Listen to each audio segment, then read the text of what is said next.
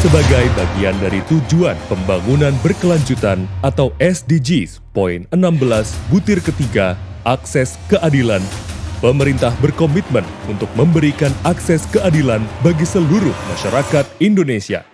Bahwa hukum adalah jaminan keadilan. Dan keadilan adalah tidak hanya hak setiap warga negara.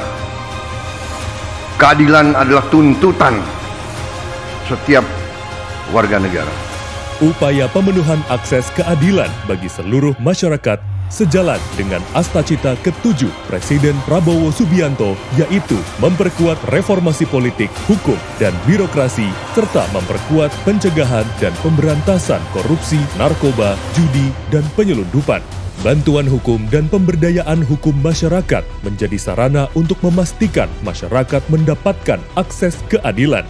Selain pemberian bantuan hukum, terutama kepada masyarakat miskin, salah satu pendekatan dalam mencapai akses keadilan adalah pendekatan keadilan yang berpusat pada masyarakat atau People-Centered Justice. Pendekatan ini mencakup adanya alternatif penyelesaian sengketa, pelatihan paralegal, penyuluhan hukum, dan kegiatan pemberdayaan masyarakat lainnya.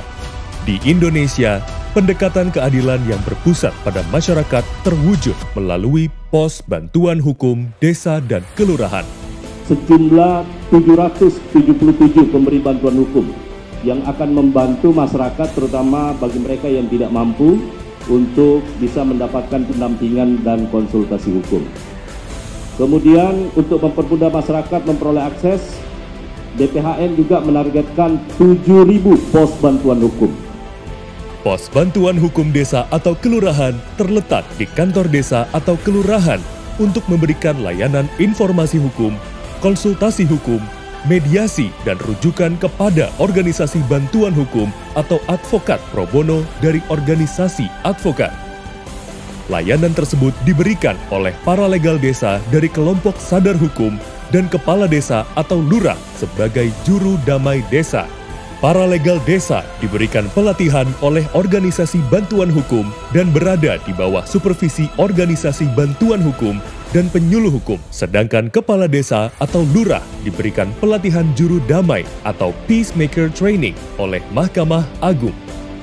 Melalui keberadaan pos bantuan hukum desa kelurahan, diharapkan permasalahan hukum di tingkat desa bisa diselesaikan di tingkat desa atau kelurahan. Kalau program ini, Pak, bisa diwujudkan dengan baik, pos bantuan hukum di tingkat desa dan kelurahan, saya yakin ini akan menjadi keadilan bagi orang-orang yang tidak mampu. Ini bisa nanti menjadi harapan baru buat mereka agar yang punya masalah hukum di tempatnya bisa punya tempat ya untuk mengadu, mengeluh. Pos bantuan hukum desa kelurahan merupakan hasil sinergi antara Kementerian Hukum, Mahkamah Agung, Kementerian Dalam Negeri, Kementerian Desa PDT, dan kementerian atau lembaga lain yang akan menggunakan pos bantuan hukum desa kelurahan sebagai upaya pemberdayaan hukum masyarakat desa. Ketika kami menghadapi persoalan hukum, kami dapat mengadu di pos bantuan Kelurahan Ikan Jaya dan dapat diselesaikan secara kekeluargaan dan damai. Untuk pos bantuan, saya harap membantu seperti saya yang orang yang tidak mampu. Saya terima kasih. Saya merasa puas dan terbantu atas adanya pelayanan pos bakum Desa Sinukan 3 yang telah menyelesaikan permasalahan pencemaran nama baik yang terjadi kepada saya.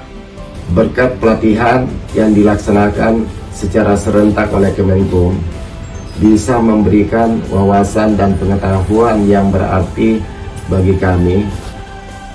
Pos bantuan hukum desa atau kelurahan adalah sebuah pemberdayaan masyarakat. Gerakan menuju masyarakat damai, hukum yang membumi, dan keadilan yang bisa dijangkau semua orang. Dari desa untuk Indonesia yang adil dan damai.